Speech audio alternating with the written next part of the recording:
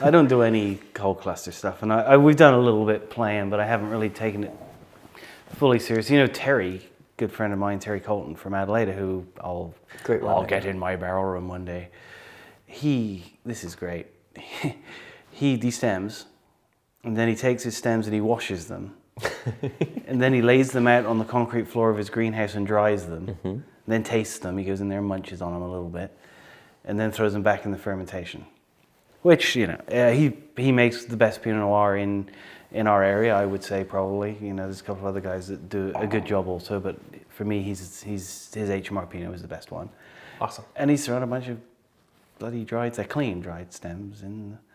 And I don't know whether that's a valid thing or not, but he thinks so, so why not? I've become a huge fan of, like, if you figure out something that works, well, right, exactly. go for it. Stop asking questions and go with it. You know, I mean, like, if that's what works, that's what works. The funny thing is when everybody else starts doing it. The wives' tales that are told and how everybody jumps on the wives' tales crack me up. I told Alan that, from Gros Noret in Bandol, I told him that story because he stopped doing whole cluster fermentation there because he thinks that because of the climate's changing and it's now hotter there than it was in his father's day, the stems of his Grenache are way greener. So he says, I can't get away with it anymore. If I wait till the stems are mature, the alcohols are so high, I no longer like the wine. So I told him that story, and he just looks at me and says, it's not natural. You got to meet Terry. Well, I love Terry, man. He's fantastic. A true artisan and a good surfer too. But, back to Zin, I think that disparity in ripeness is actually a funky element. It's everybody so trying to get things so uniform and make it so perfect. Thank you. The genericizing of wine. Exactly. And that's where the funk is. I mean, and who told me this a long time ago, that I ended up playing with it, was Frank Norelli of the old Presenti Winery and now of Zin Alley, and he's a total character. But Joel Peterson even told me this. And this is what mature Zinfandel winemaking is understanding that you are going to get some of that less ripened fruit, but there's your acid. Also, you got different flavor profiles come in. You got red raspberry, and depending on what region you're in, some blueberry and various other, even cranberry in some aspects of the flavor spectrum. Well, where are you getting those flavors? Sometimes if you push them all to hell, you're all blueberry. Well, the cranberry and the cherry can come in and be really interesting. But what's really, really important to the whole thing that people don't realize until 2 or 3 years down the road is that vein of acid that comes with it all that'll ground the wine, keep it fresh. I mean, I think the best Zinfandels out of Paso Robles, and Frank told me this a long time ago, and it took personal experience to realize it, but the best Zinfandels out of Paso, you leave in bottle for 1.5 years before you even open them. Why bother? And they're gorgeous. Now, do they age a really long time? I've had some interesting wines. But that's a shame in 5 or general 6 that years we old, can't all leave stuff in. Like Calera, Josh Jensen up there is leaving wines in for 1, 2, 3 years before release. We should all be able to do that. But we're all bloody terrified to have a wine that's it's called cash a couple flow. Of vintages behind. It's called cash flow. We live on a yacht in Sardinia. You don't care about cash flow. Oh man, the misperceptions of the purchase of my maison. But it's true, we're perhaps drinking things too soon and getting into wines earlier than we should. And it would be nice if people started releasing. We're doing a program at Tables now for the last 7 or 8 years where we keep a fairly good chunk of our Esprit de Beaucastel back and then re-release it to the wine club so we've aged it for you, because not everybody has a cellar, and if your cellar is like mine at home, which is a Cuvée in the living room, it's always empty. That's exactly. That's my problem too. It's a big deal. And it's not necessarily always me, it's my wife. I mean, like, I come home and she'll be sitting there having a casual glass of wine, watching the news, and I'll look down and I'll be like, you can't open that without me. And she's like, what? I did. Yeah, there's a few bottles that linger. I think there's a couple of 4 vines in mine that no one seems to drink. But they're fabulous. They're fabulous wines. I had, I love that Martinelli vineyard. I had a bottle of that at your tasting room last week. We ordered a pizza out there, and as I always do, I go and buy a bottle of Martinelli. They won't sell it to me unless it happens to be someone who knows me and knows that it would be allowed. I think I should get you a card. We should get you one of those little chalkboards He's allowed to have the Martinelli. And I tried to scare Sam. She pulled up in her car and was sat in her car like doing something, and I crept up and like put my face at the window. She just sat there and she kind of looked at me, and I think her look scared me more than I scared her. She is a black belt. She Yeah, I could know. kick all our asses. Yeah, she opened the door and said, "You can't scare me." She's awesome. She's a great She is partner. awesome. But back to the variable ripeness thing. I mean, I think it's something that's like the that's variable really ripeness really thing. important, and I think it should be noted to talk about head pruned vineyards. Certain varietals love that. Love that. I mean, Zinfandel. I mean, one of the things about a lot of the Bordelais and the controlled trellising that they do are all about getting away from that green element, and they take it to such a level where it's like the perfect fruit zones. Everything ripens at the same time. Yeah, but it's like inventing micro-ox for Tannat in the southwest of France. Yeah. You don't need that in Passerobes because you can get the stuff ripe. Exactly. Nothing is the Madrone, but we don't need it here. Oh, come on, you've ruffled a few feathers in your day. I have a few, but I don't want to ruffle the feathers of the French. They're busy ruffling the feathers of Mexico right So yeah, dry farm head prune. Let's talk about that because that's my really 80% of what I do is that now, and I more and more that's what I want. That's what I want to see, and I'm liking it more every day. At Tablas Creek, I'm planting more and more. I was about to plant more Vedra on St. George this year, and I spoke to David Gates at Ridge, and he said that he finds that St. George, and you actually can help me with this, that St. George tends to shut down a bit early, which, David Gates, presumably from Ridge. Anyway, he's been doing it a long time, so I trust his word. And Mourvedre is already a tough one for me. So then I went to the nursery, and he went, Mourvedre on St. George? No.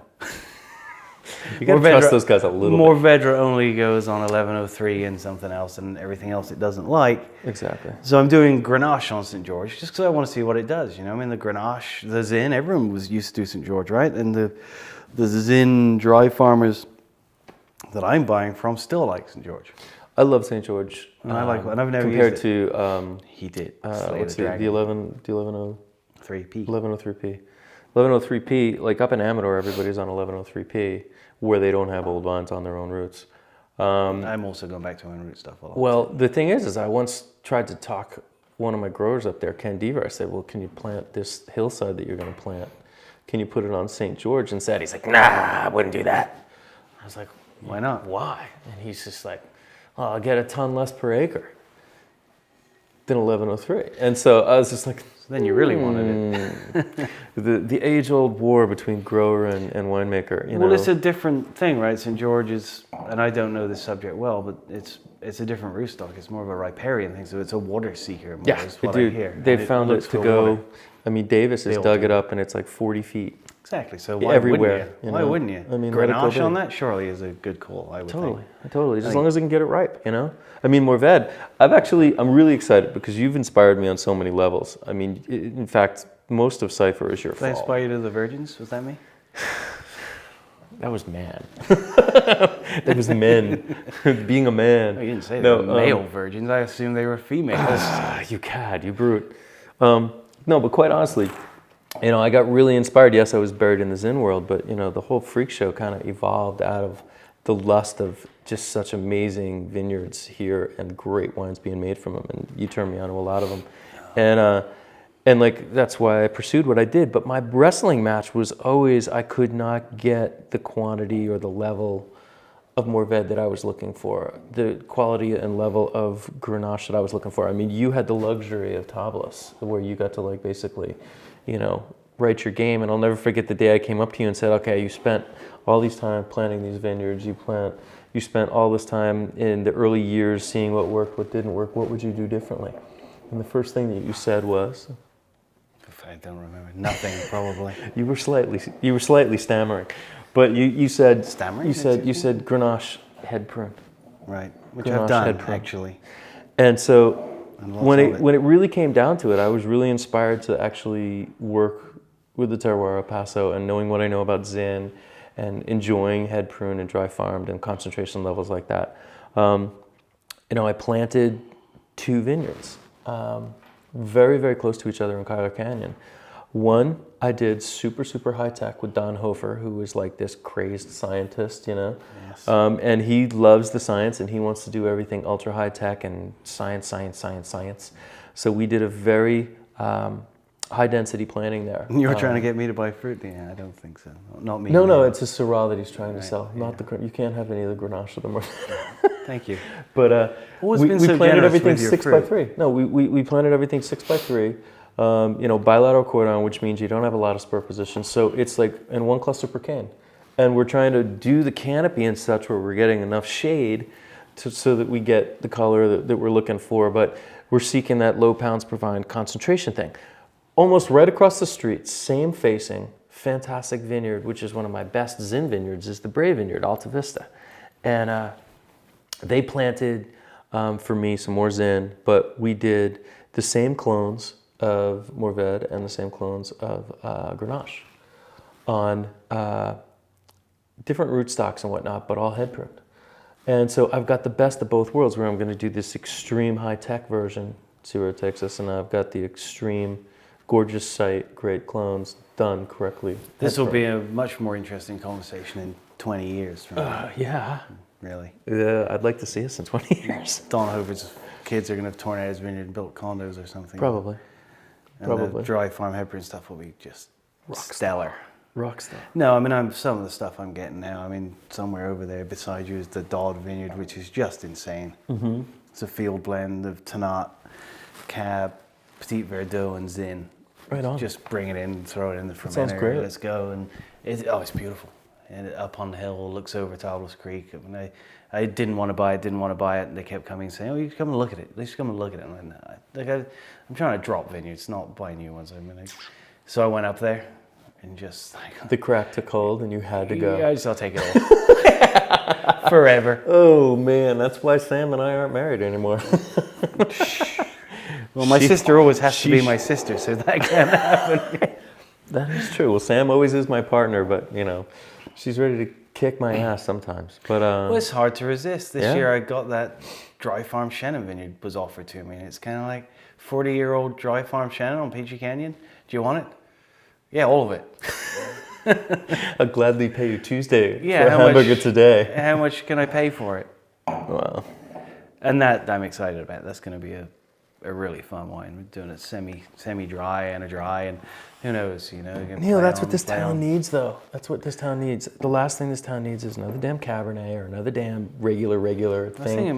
Like, I love the fact that you can come stumbling down this tasting route and come upon Lone Madrone and try some really, really eclectic things. Pig pool, wrestling around. Tannat is pretty eclectic, let's be fair. Do you make the 100% Tannat? Here, put some yes, I make Tannat, but I pretty much use it just as a blender.